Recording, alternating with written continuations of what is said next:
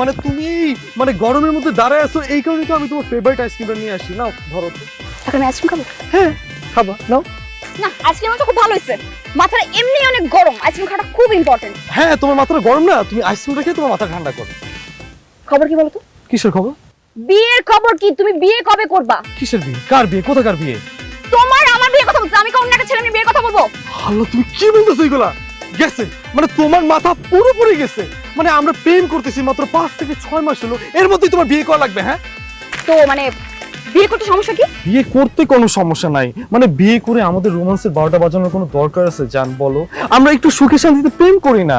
আচ্ছা, আমরা বিয়ের পরে প্রেম করবো, বিয়ের পর শান্তিতে থাকবো? এই কিসের বিয়ের পরে সুখে শান্তিতে প্রেম করবো? ফাইজলামি নিয়ে বসছো তুমি। বিয়ের পরে কেউ সুখী হতে পারে না, বিয়ের পরে শুধু অশান্তি আর অশান্তি, জীবনটা শেষ।